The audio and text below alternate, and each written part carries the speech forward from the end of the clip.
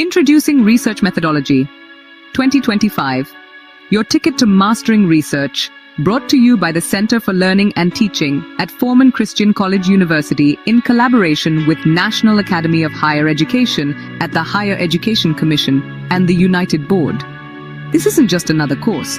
It's built around the renowned Vitae Researcher Development Framework, covering everything from deep subject knowledge to personal effectiveness, professional standards, and real-world impact.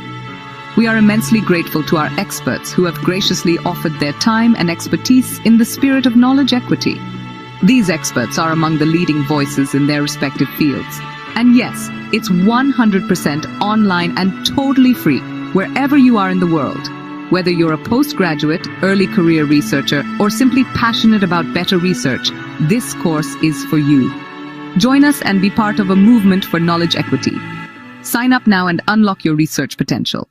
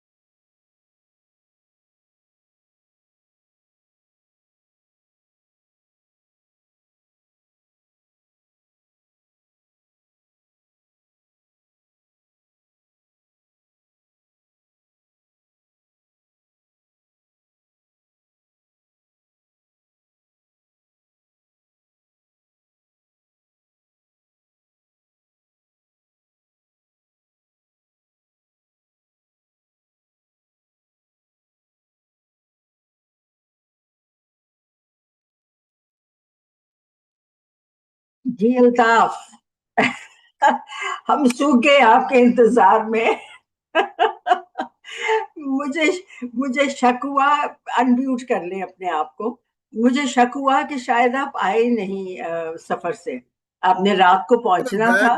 I was home, तो मैं 10 बजे जाग गया था। I had my breakfast and everything, तो तो फिर I was ready for it, but वही होता है, आगे पीछे हो हाँ जाता जी, कोई बात नहीं, you are well in time and there is no, और आपकी पावर पॉइंट क्योंकि नहीं है, so I guess I do have a PowerPoint, लेकिन मुझे लगता है कि ये 20 मिनट की जो डिस्कशन है ना, इसके लिए पावर पॉइंट और रीडिंग्स मैंने कुछ भेज दी थी इनफैक्ट जी। हाँ जी, वो भेज दी थी, वी विल शेयर। मगर अगर पावर पॉइंट है तो it's not a bad idea. अगर आप you just want to talk to it, we have had Asif Iftikhar also talked through his session. So we are Let me okay see with if it. the PowerPoint is there. क्योंकि वो पिछले साल वाली होगी. It's the same. Like we are talking basics basically. Like जी. जी जी. Have you done any addition of AI into the mixed methods research or not yet? In You the are mix not a method fan उसमें of ये AI. होता है कि नहीं नहीं वो नहीं, लेकिन असल में चूंकि हम बात कर रहे थे ना ऑन द वेरी थीम, तो Hmm. वो फिर जब मेथड्स को यूज करते हैं तो उसमें आएगा. It's kind of 20 minutes time है, तो मैंने इसलिए. अच्छा, अभी आपने, मैं आपको भेजने ही वाला था. अभी एक नई रिसर्च आई है जो जो यूज ऑफ एआई को बहुत रिस्ट्रिक्ट करना चाहते हैं, क्योंकि हाँ एमआईटी की जी. नई रिसर्च आई है. हैव यू सीन जी. दैट? तो it is becoming quite controversial कि आप कितना हाँ जी. यूज करें. But will talk about that. I really wanted to talk about I that. think what you could do is you could talk about the different, if we have time, of course, या how AI is still a controversial हाँ जी topic. But ji the हाँ problem is that no matter how much you want to stop it, हाँ there's जी हाँ no ji way of developing accountability for its use. हाँ So ji it becomes more of a personal effort and a हाँ जी. personal value judgment. क्योंकि आई integrate into it. क्योंकि एक जो issue है ना, वो ये भी बनता है कि when you when you are into जिसको कहते हैं लिटरेचर रिव्यू स्टेज, जी. वहां पे मैंने देखा है जो अंडर पोस्ट ग्रेजुएट स्टूडेंट्स हैं उनको बहुत प्रॉब्लम्स हो रही हैं because they are relying on AI. For some people, it's really good. Like a former student of mine who is from Bada Khyber Agency, and his English is not good. And he wrote his life story, kind of an article, and he sent it to me. And since I know his life, I knew that it was up to the mark. The prompts he gave, everything was just good. So it depends upon how you use it. And he जी. asked me for advice, और मैंने उसको कहा कि मेरी advice तो इतनी है कि अगर आप इसको मतलब करें कि इसको एक दफा पढ़ लें, and you see that which parts of your life are missing from this, तो that would be good. Hmm. I guess we are good. Okay, Altaf, we are nearly 11, actually 1 minute up. So, Gohar, will you start with the etiquettes? And then, Altaf, I'll just speak for a short while, introduce you, and then the floor is yours for nearly 30 ठीक to 5 minutes, and then we can ठीक take question and answers. ठीक है जी? We ठीक. already have I'm lots of. just asking. I have got something that I've borrowed from LinkedIn the other way. It's kind ji. of a model that they have made, and it explains it really well, better Please than the use, PowerPoints. So absolutely. it's not mine, I must No, say. no, but you can give a reference, Hiltaf, and share हाँ it. Ji I think it will be हाँ excellent. Excellent. Ji. Ji Gohar, over to you. Everyone, good morning, and I welcome you all to the 10th webinar of our research methodology course. The name of the webinar is Mixed Method Research. The name of the module is Research Methodology. I'll quickly go over the netiquette for the session. You're all requested to please rename your Zoom accounts to the name of your university first and then your name afterwards. And please make sure, regardless you're joining through YouTube or through Zoom, you are requested to please fill out your details, your name, your university name, and your email address in the certification form.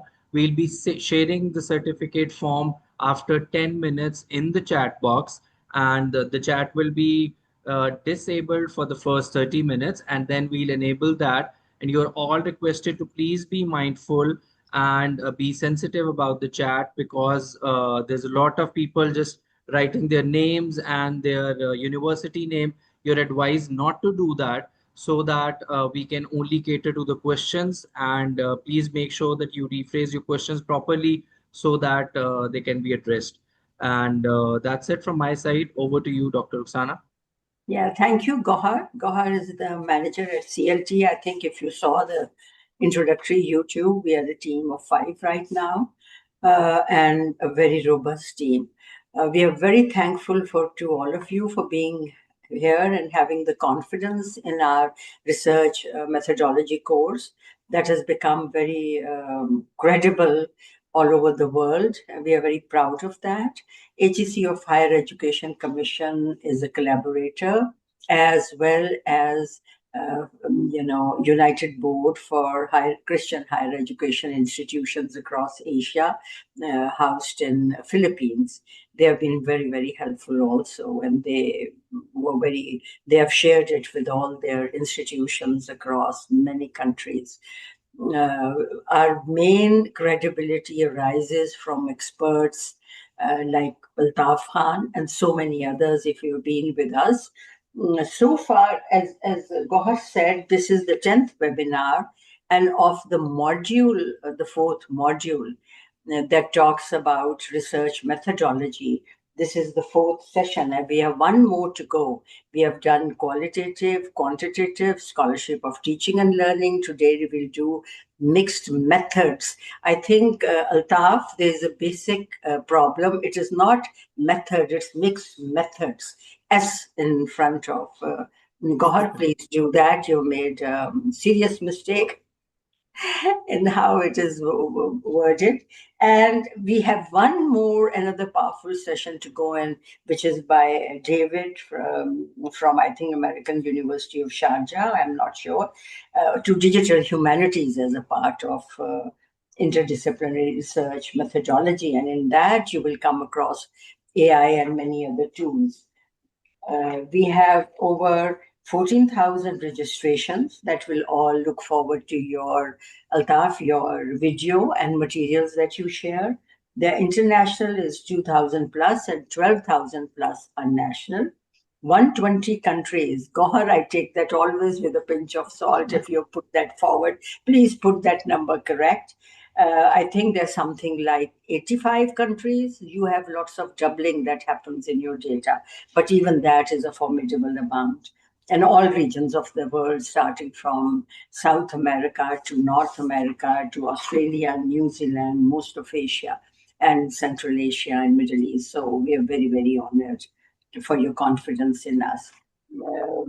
Altaf, that you see here with us, he is the Dean of Humanities at our campus. He's a professor and he is a PhD from the Leipzig University in Germany. He earned as a Dart scholar. I did not know you were a Dart scholar. We have quite many. We have Samina, Kausar Abdullah, quite a few actually. And you have served as a Glidden visiting professor at the Center of International Journalism in a very powerful Scripps School of Journalism at Ohio University. You are a senior Fulbright visiting fellow and a postdoc. You taught at the University of Peshawar before you migrated to Lahore. I hope you are happy with us, Altaf. And your research interests include international journalism, development communication, media systems, freedom of expression that's getting tighter by the day, and intercultural communication and social media. You have already authored 4 books and published over 27 articles. Altaf, over to you without much ado. And we so look forward to your insightful talk. Gohar, please check the mixed method. It's killing me looking at it without an S. All right, ma'am. Okay. Yeah. Thank you, Dr. Rukhsana.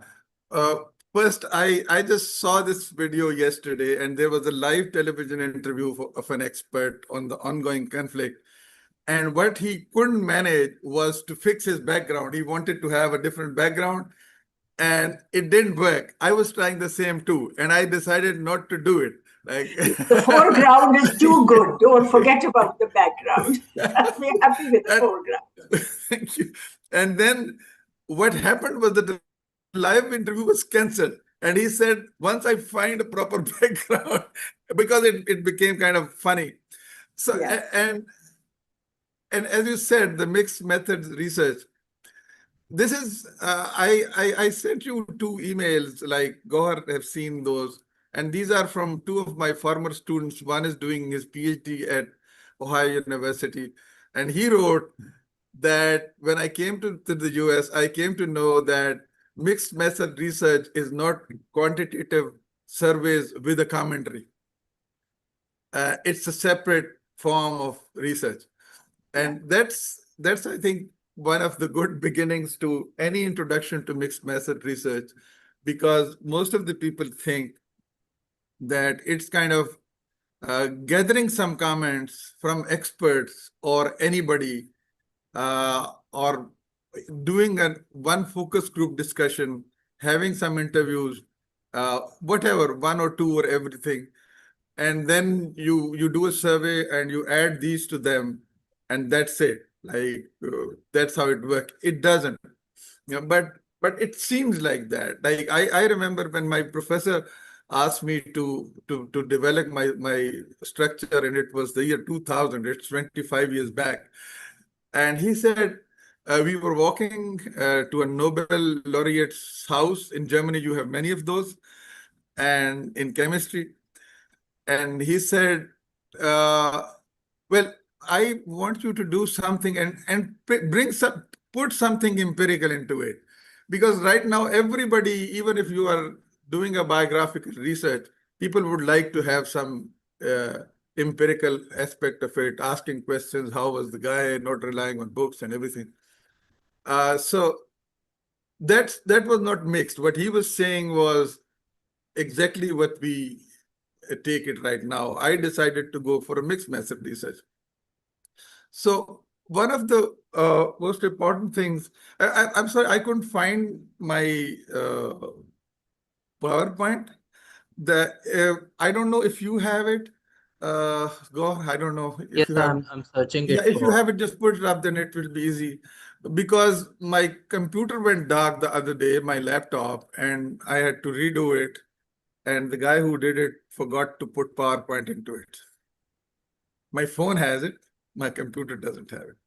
So I'm sorry for the What I inconvenience. love about Altaf, your talks always are the way you sprinkle it with personal anecdotes and stories. And I think that's what makes it exciting and more close to home. Mixed method research, as we all know, is a mix of both qualitative and quantitative. And we have had a brief of both. But then Altaf is going to talk to us about how, when do you use it? And it brings the best of both, actually. And many like you and me, and I have seen also people in natural sciences go for mixed methods Yeah, research yeah. because they think they find the social implications or other emotional implications to research Yeah. questions. Is that yours? We've got Yeah, it that's right. mine. The heuristic question, why do we do it anyway? You Yeah. already explained that. Why do we do it anyway? Like normally, the reason we do it is that, like the reason I did it, again, I'm giving a personal example. Like I had developed a qualitative research lab project, and it was about like journalists' working conditions in Pakistan, its profile of journalists in Pakistan. And then I brought it to my professor. It was qualitative interviewing in depth for journalists. And I always also have to tell my colleagues and students, if they are there, don't make too big projects. Like if projects are too big, you have to keep in mind that students come to me at master's level, and they say they are going to interview 20 people. I said in-depth interviews of 20 people is kind of a disaster. You can't do that. Like you can't complete a research because it won't be in-depth. It will never be in-depth.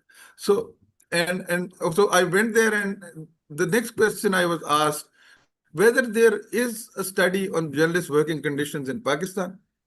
And I said, not that I know of. That's the novelty of it. And they said, but you don't have a profile of journalists. Like, how do a journalist, like if you meet any journalist, what would you expect that he or she would be? Instead of focusing on many of those. And so most of the time you want to give some context to something that you have planned, like in qualitative research, and then you decide for it, okay, this is how I would do. Or sometimes you wish to give an emotional side of it, as you mentioned. If that's why natural sciences does it also, that you would like to give, besides the number, some human side to it. And that's why where it becomes very important. So that's the reason we do it. So Would you like to, Altaf, that we send you your PowerPoint and you move with it yourself, or would you tell us next, or whatever? And Gohar can do it. I'll do it. I think it's working for me. Okay. Do you have it with you, the PowerPoint? Gohar, did you send it? No, Gohar has uploaded it. I'm just seeing if I can operate it. No, you cannot till we send it to you. Okay, I'm okay. So emailing I'll, you right now. okay, Gohar. So let's. Okay. I'm sorry.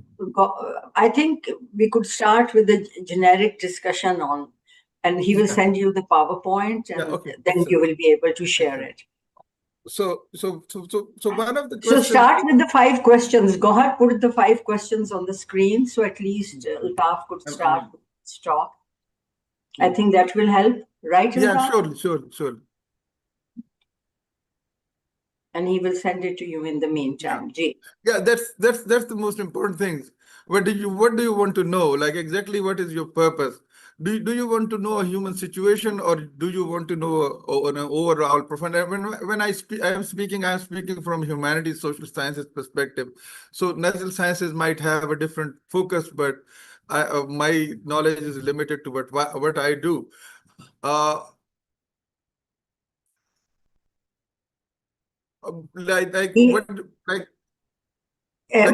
he has emailed you the PowerPoint in case you're more comfortable doing it yourself. Yeah. We'll take 2 seconds off. It's okay. And I think in mixed methods, if I may continue, there is a variation. Sometimes people start with the qualitative and consolidate it with the qualitative data, and sometimes they start with the qualitative and they end up with the quantitative data, quantifying some of the data to make more sense out of it. And I've seen many researchers that go to and fro the two, from one to the other throughout their research to make more meaning and to make it more wholesome. And so mixed methods research is actually considered to be a very powerful way and a very 360-degree ways of doing research. So over to you, Altaf. Thank you. So you are already explaining what I'm planning to say. So thank you for that. There is no gap here. So it's really like basically I would say that all other practitioners who work are not reflective or theory based, but sometimes it demands especially if you are going into, in my opinion, going into human conditions, then it's very important to have an understanding of how the human situation is evolving.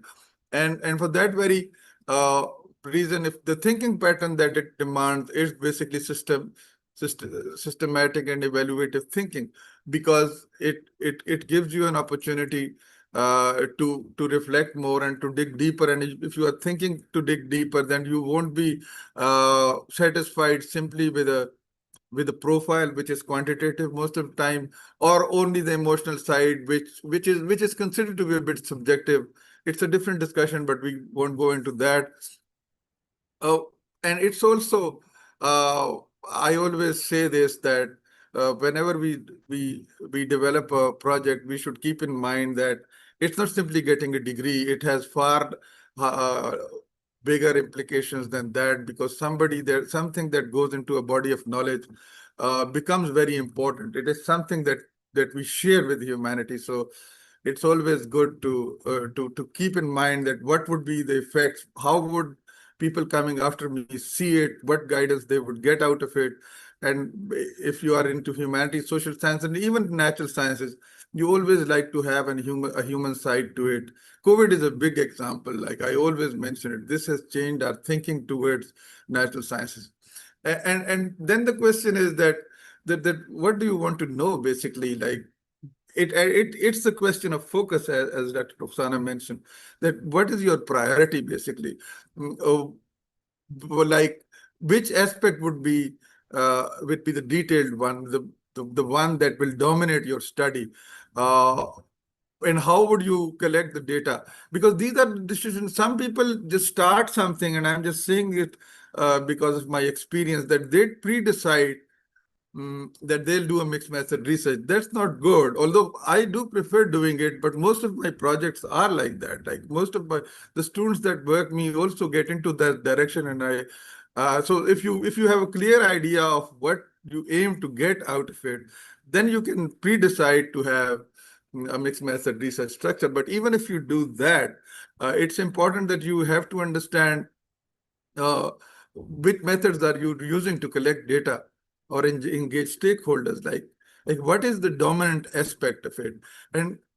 And one of the biggest question is, and this is something the students come up with this problem, that they gather data, they gather enormous amount of data, and it's not kind of in sync with the quantitative is not in sync with the qualitative, and it becomes really problematic. I think that's where I would advise everybody to strategize your mixed method research project. Don't go into it without being prepared. Yes, there are realities in the field that make you change your initial processes. It could be in quantitative where you might hit a wall by not getting the required results, or one or two questions might not be getting any answer. That's just fine. Don't worry about that. But in qualitative, it's even more difficult, because if you are going into participant observation and you can't go into it, then it's just done. You can't do it. So I think it's that happens too. So, but that's what Herbert Blumer called it, the obdurate nature of the field. So you should be prepared for that. That your literature review, your studies, and everything might fail in the field if you get into empirical research. And one word of caution, like mixed method research is empirical research. Many people think that the book references that they have given qualify as mixed method. They don't. So the rationale is you want to obtain kind of multiple perspective. This is what we call validation, that there are many areas from which you already know what validation is.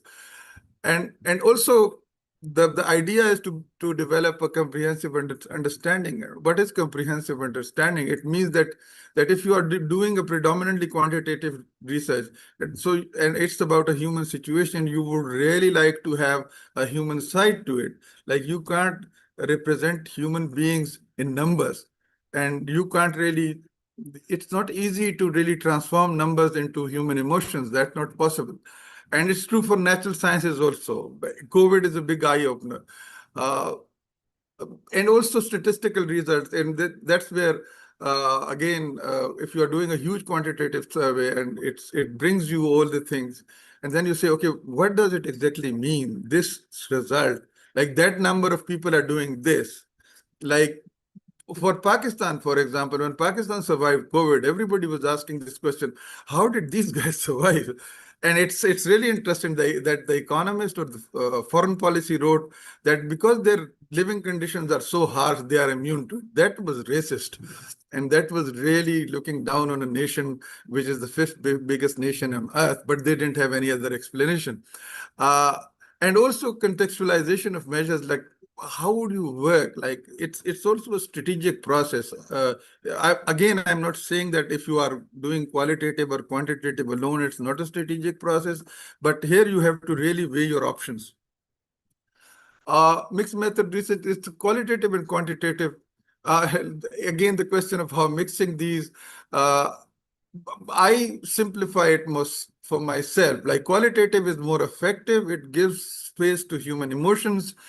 And the quantitatives are more rational. This is not an absolute definition. It's just my working definition. When I work and I think, okay, here it is, I want to know the rational aspect of what's going on. And then I want to know what the effective level of understanding for this process would be. There might be other reasons, but this is kind of oversimplification. Again, the question that, is it just mixing the two? We already answered the questions. So the convergent parallel design, embedded design, explanatory and sequential, and exploratory sequential, we already know that. Convergent parallel is where both of the processes go at the same time. The embedded one is that one is embedded in the other one. Like most of the time, qualitative is embedded somehow in the quantitative one. So there are, you might have used these Likert scales and what we call opinion statements in quantitative research.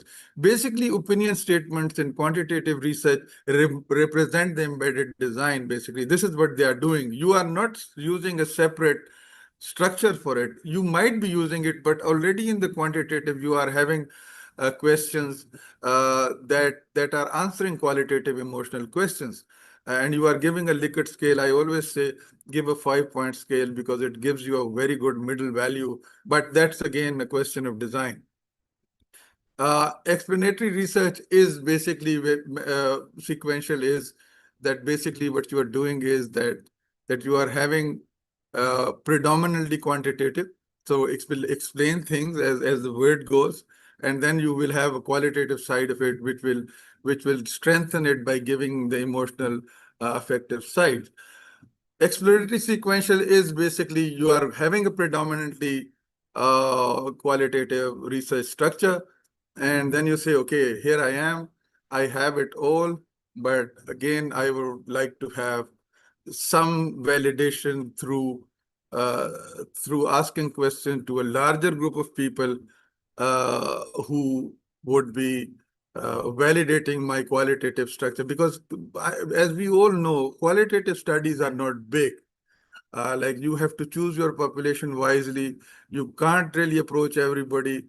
If you can reach 200 or 500 people through quantitative survey, you would hardly be able to reach 10. 10 is too much, I think. So at times, exploratory sequential research helps you in basically giving the idea of of uh,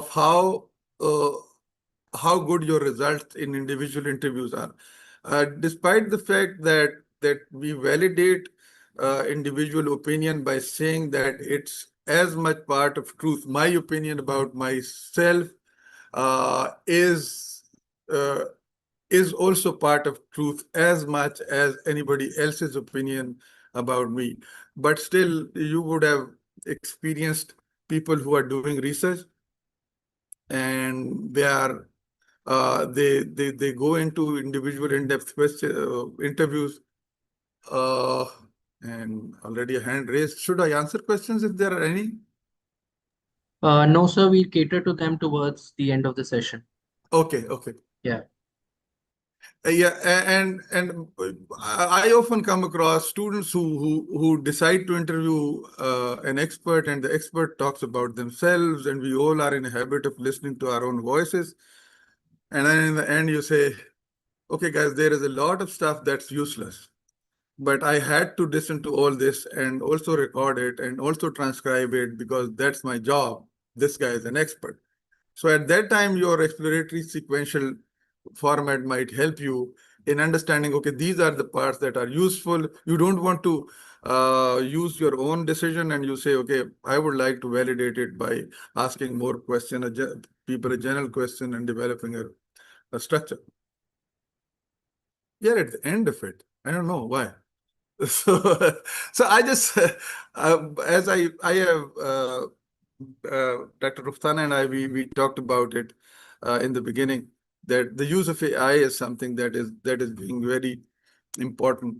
And I think one problem that there is this new MIT study that is coming up and which has shown and the researchers uh, have published it in brought it out on media, and I think uh, some very important news outlets have shared it because they thought that it's very important to see the implications even before it's peer reviewed and even before other studies are going parallel, is to understand that use of AI might make you simply dumb.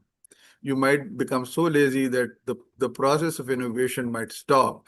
And it's also, as I'll mention the researcher who said, the lead research, she said that I want to bring it in very quickly before they start offering AI in kindergartens. So what happens is basically in research, basically this is what happens. You interview somebody and I'm just saying the qualitative side, and you say, okay, this is what he said, get bullet points, you will get a transcript. And then send it to the person who said, and they will look at it and they said, it's perfectly written. This is added to what I would have liked to say, and it's good. That's bad. That's wrong, because your effort to transcribe word by word what the other person has said is important. And even before that, when you are developing your problem statement, if you use AI without using your own intellect, like it will really be harmful. In principle, it's an ethical mistake, because every research is based upon uh, two things. It's the basics of it. Like as Robert Merton's famous book On the Shoulders of the Giants, which explores the idea of where did this phrase come from. Every research is on the shoulders of the giants. Like you always rely in developing your project, even before you get into your literature review, your abstract, your hypothesis is validated by reading other people who have contributed to it. And when you read it, you'll find many of your questions have already been answered. And you say, okay, this is already a done deal. But you will see that there is a principle of novelty to it, which is something that you give to this research, like localization of a data that is collected of a study that has been done in the US or maybe in Latin America or even Africa. And that's the point where your own initiative, writing yourself and developing it yourself, would become very important. So even some people even falter at the very beginning. It's not simply assignments. It's also developing concepts that people are using AI because they think that it's smart. But it's over smart, honestly. When it gives something, you have to humanize it. You all know what humanization means in AI terms. It means making mistakes. So better to write a human project instead of going into something that is not human. And also, I think it's very important that we go into studies uh, where we do literature review. Literature review is becoming one of the biggest targets of AI infiltration in our times, because people are relying because they say ChatGPT 4 doesn't give you bad references. So let's go for that. Some people really take it out and put it in. That's the worst thing. I've seen that too also. By the way, like I got a 54 pages of MPhil proposal, and I saw it and I said, so who wrote it? An MPhil student writing 54 pages. And I gave it back and I got another seven or 11 pages, a summary of that one. Again, an AI developed one, and I had to send it back. And so the only option I was left with, and I told the student that I would like, if this one also goes into the AI, I would like you to come into my office and write it in front of you. It will waste a couple of hours of my time, but we will have quality. So basically, the literature reviews, yes, it's good. You can find good books. You can find good books. There are going to be book suggestions that are useful, but at the same time, it will be counterproductive to depend upon that. So I think it's the use of AI is something that is good and bad. Bad in the sense that if you are able to maintain the principle of novelty and your own critical thinking, which by the way is going to be really dormant, because even from a neuroscientific perspective, they are saying that it will really decimate the urge to innovate, which is very dangerous amongst adults. So I think if you are able to balance, if you are able to use it as a tool, it's very good. But if you are going to use it extensively to work for you, it's bad. I think I'm more than 30 minutes. I have wasted a couple of minutes, but I think I'll stop here. And if there are any questions, I would be more than happy to answer those.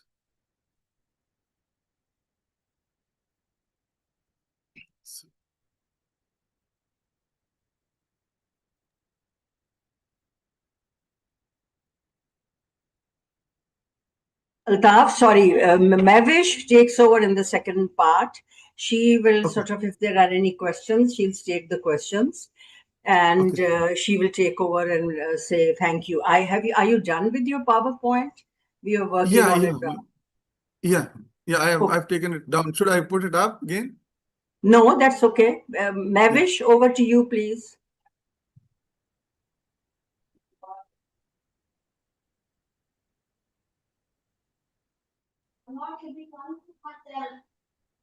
Yeah, now I am. Okay, sorry. That's fine. Yeah, so thank you so much, Dr. Altaf. This was very engaging. So we just want to let you know that we have participants from over 31 countries here. Special Yeah, I thanks see. to everybody who made time and who joined us for this session. After having a dedicated session on qualitative research methodology and quantitative research methodology, today we hosted this session to bridge the gap between both type of research methodologies and to bring together a mixed methodologies research insights. So how we do it, Dr. Altaf, we basically open up the question window for the participants after the first half an hour of the session. So I'm going to quickly scan through the questions which have now started to pour into the chat, and will pose those questions to you. So you can also go through the questions in the chat and see if you come across any relevant questions, because the chat grows very fast. Yeah. First question from Bushra Johar is that are there any important factors that can help us decide in advance? Sorry, I can't clearly hear you. I'll just turn off the fan. It's Dr. Mavish, I would recommend you if you could use any other mic, headphones, or maybe your laptop mic. Okay. There's a lot of distortion in your earpods.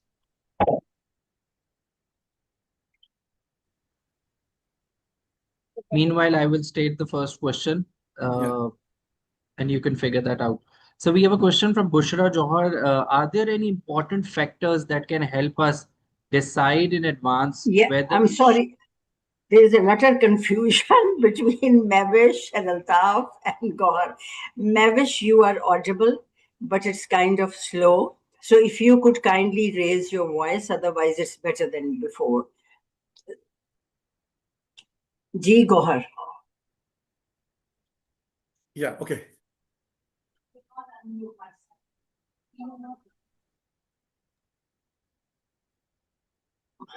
I think I'll take over. Yeah. Okay, so some same respondents. There is a question that says, I don't understand. IUB Sayyida Kuratulan, same respondents for both phases of qualitative. She maybe is asking a question. Should there be same respondents for both phases, or in the qualitative and quantitative design part of the research? Ji Altaf. Yeah, I won't advise doing it basically, because like when you do that, honestly, it kind of leads them to answer questions. If you are doing a qualitative, some people say when they are doing a qualitative research, there is no harm to send a quantitative one. But I think it really affects, it affects in very simple ways. Like if you are asking somebody, if you are asking a question about, since my knowledge is restricted to journalism, you are asking journalists uh, about their working conditions and this and that, and you put the question of education at the top, and they'll say, okay, I'm a PhD. Most German journalists have PhD degrees. And so when they answer the next questions, they'll keep in mind that they have a doctorate. So it will affect this. So I would advise to choose two different populations. But if you are doing, naturally you are doing a study in the same area, so these should be different, but from the same area, because then it will affect I the. think it depends on the population and that you select for your study.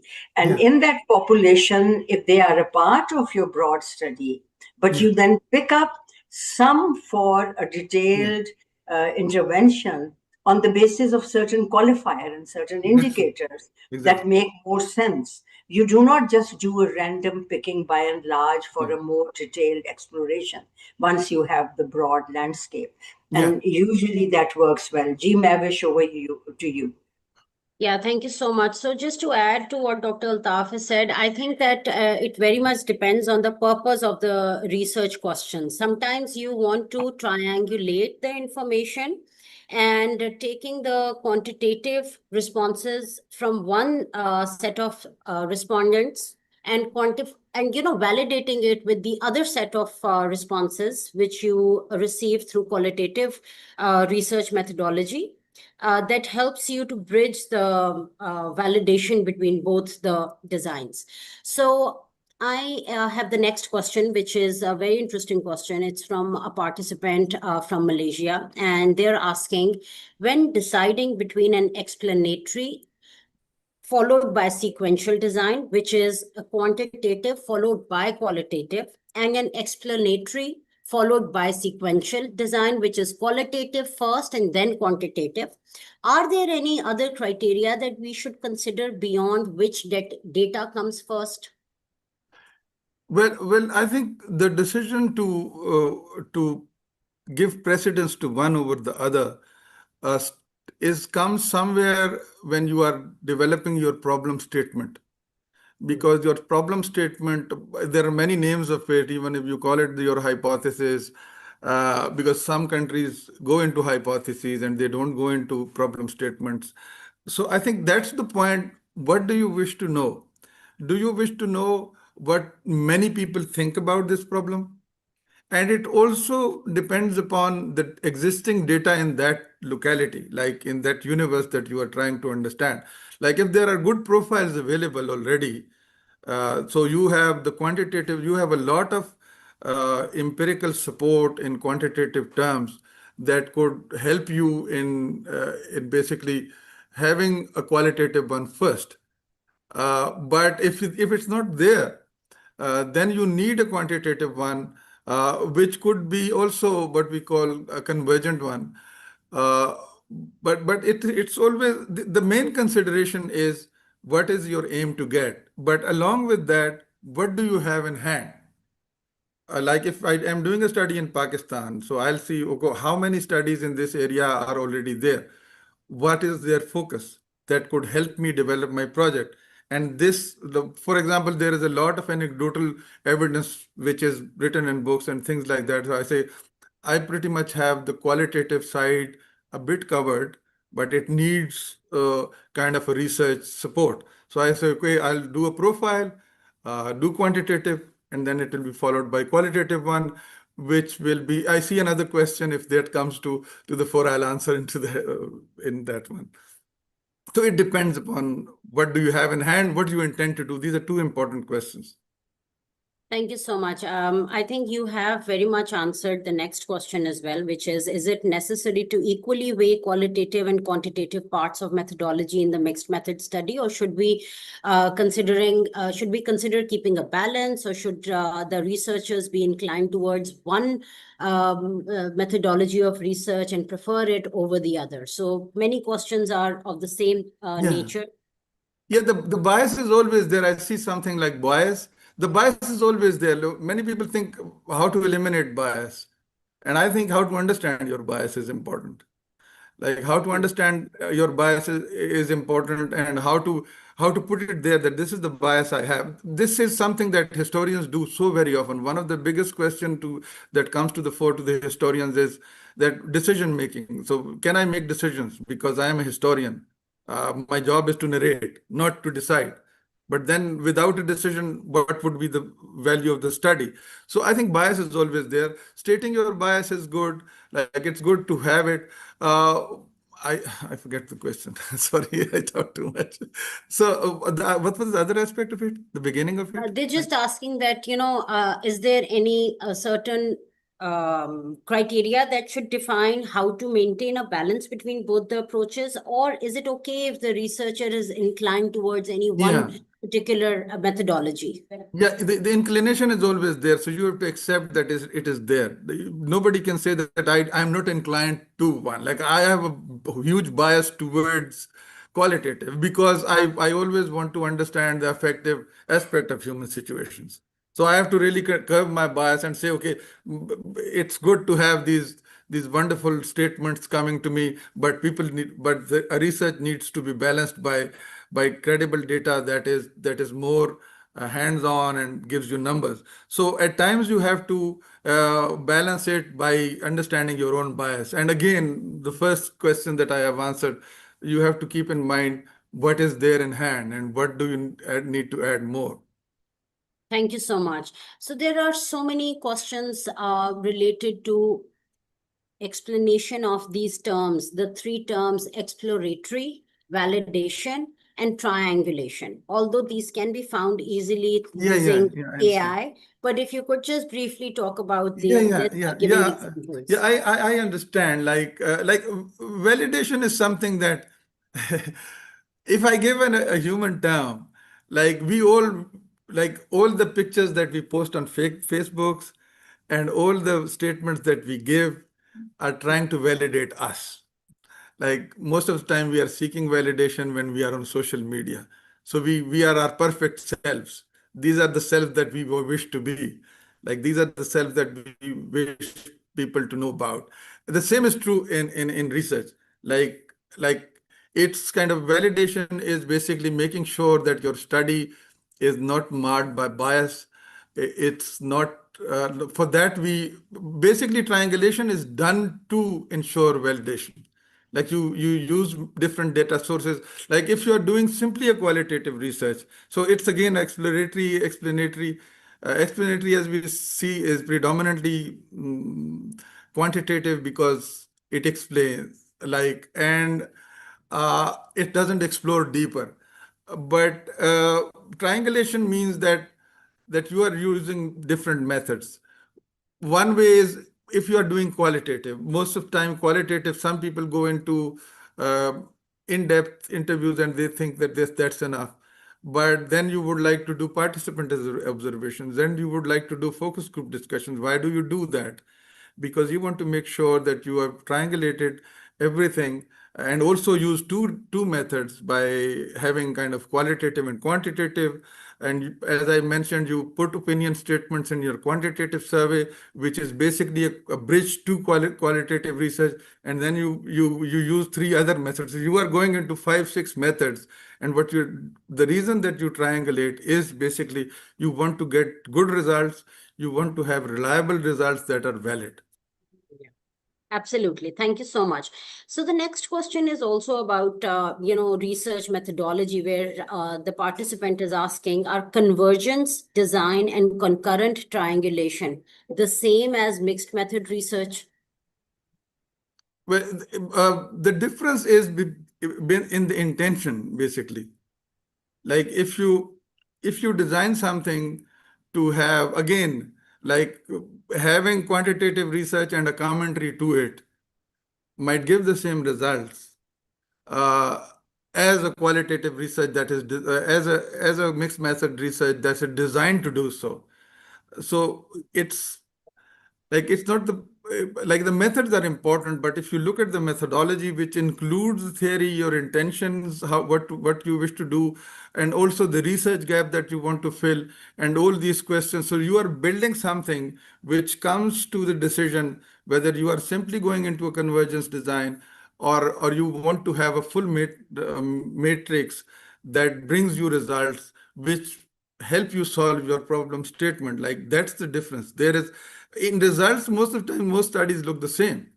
Like if you do a quantitative and then you have opinion of certain people on that, and you look at the discussion table and you see it's the same as the whole effort that I have made by designing it, with giving precedence to one or the other, making it concurrent, convergent, whatever I have done was because, and at the end the results are the same, but the intentions are different, and that's it's more of an not an ethical, but also kind of the whole structure of your study, your intentions that makes the difference. Thank you so much. So, Dr. Altaf, in a scenario where the results of the quantitative research totally differ from the qualitative research findings, how should researchers cater to that kind of difference? Yeah, that demands an alternative hypothesis. Like I have done that, so I have made that. It's not a mistake. It's the way you read your field. And I'll go back to Herbert Blumer. His book Symbolic Interactionism is basically 7 lectures. I'll share that. It's available on PDF. It's a good reading of qualitative research. And Bloomer said that he was dead against armchair intellectualism, and he said this is not good. But he said it's also not good just to jump into the field and say I know everything. I have a good sense of human emotions. I understand societies. Don't do that. Just stay back home, exhaust the literature, go into the field, and then submit yourself to the obdurate nature of the field. The field might literally gives you nothing. And and also when you are, since two things don't happen, some people do that, by the way. Some researchers, like I think in communication studies, Everett Rogers did that. Like he used to go to rural areas in Latin America and study and then develop a design. But it also means that if you are a PhD student, you don't have the resources to do that. You are not an American professor who's still known since the 60s. So most of the time, you don't have that luxury to get into the field and understand. And even if you develop an understanding of the field, as a Greek philosopher used to say, that you can't enter the same waters twice.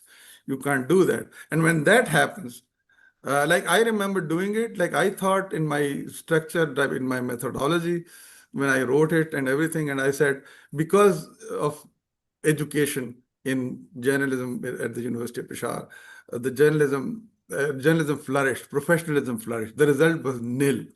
It didn't.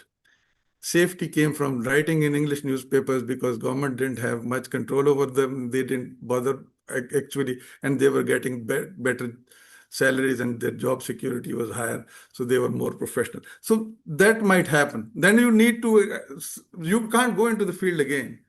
You need to write, this is what I thought, this is what happened, this is the alternative one.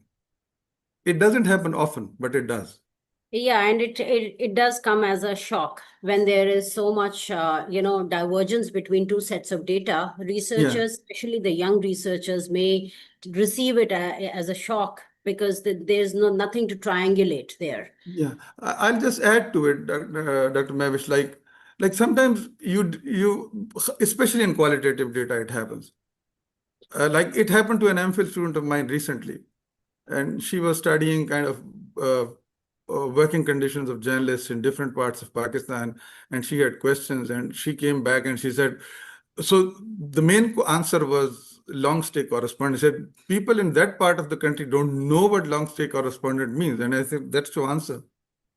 The working conditions are so bad that they don't know what it means. So it does happen so very often.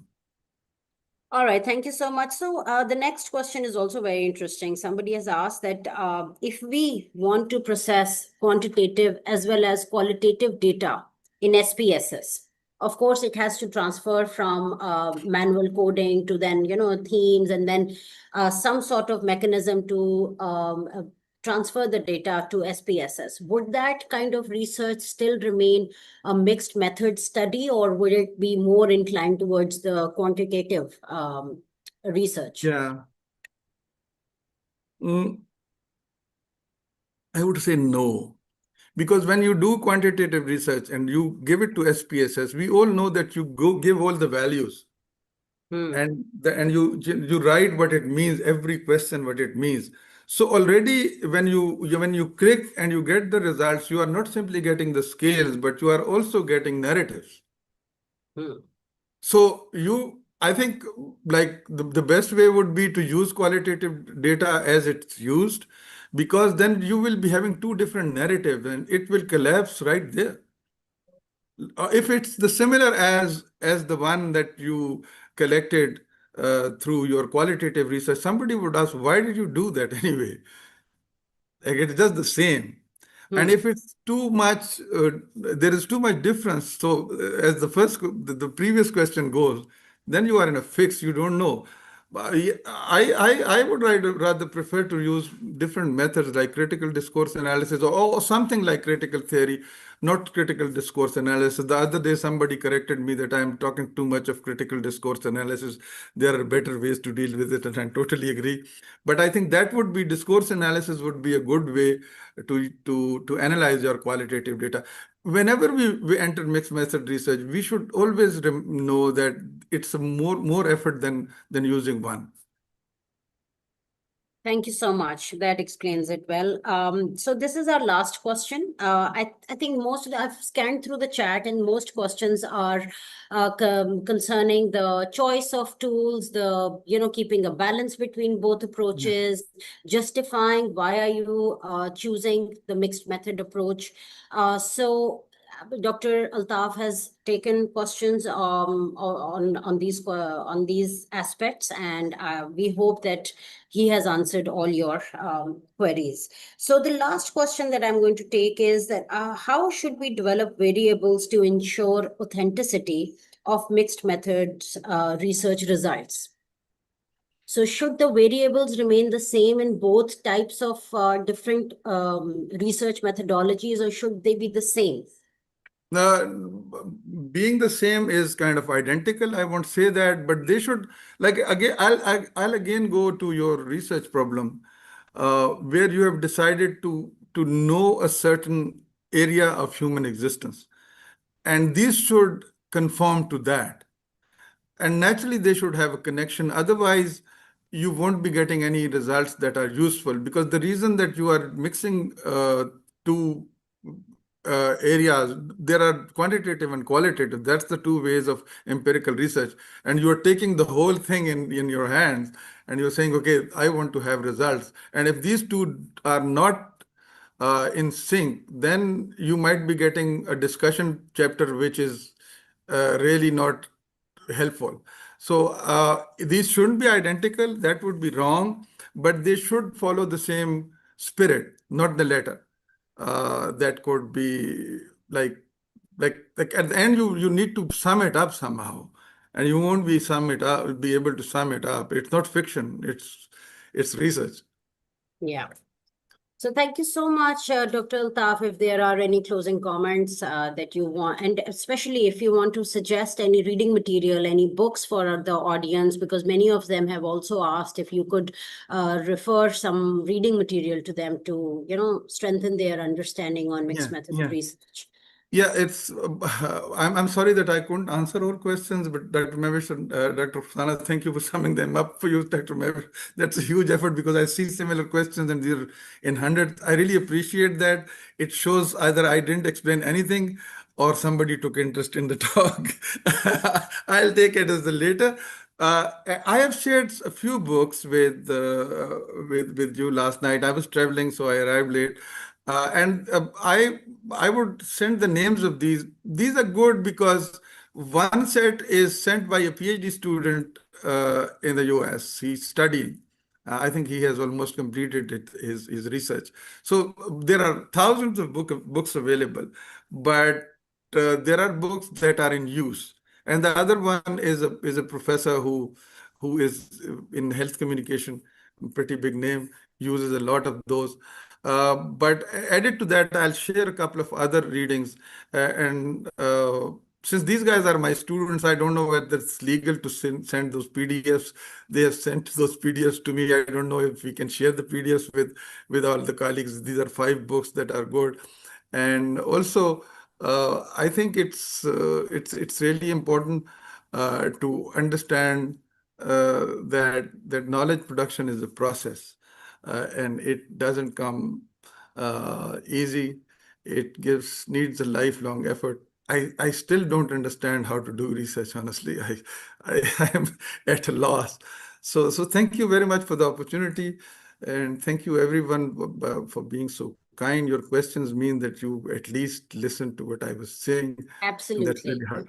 Thank you. Yeah, thank you so much, Dr. Altaf. And a special thanks to our audience from over 31 different countries across the world. Your questions also show us that you're listening to the presenter, you're engaged, you're involved. Thank you so much for that kind of involvement. And lastly, I just want to say that the key to successful mixed methods research lies in your own research design and how you integrate both methodologies and how you keep them aligned with your research objectives and your research questions. So the one answer cannot fit different contexts and different situations. So your context, your research questions, your own research objectives define this balance and the alignment, and you are the best judge for that.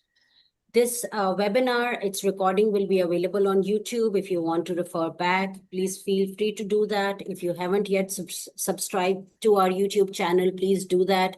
We are going to share some reading material for you, some reference material for you as we receive it from Dr. Altaf. And from CLT, we are going to extend that material by adding some useful resources which you can, integrate useful AI resources, particularly because so many questions talked about AI and how, researchers can still integrate AI while remaining ethical in their research. So we are going to add that section for you, and we wish you all the best with your research journeys. Thank you so much.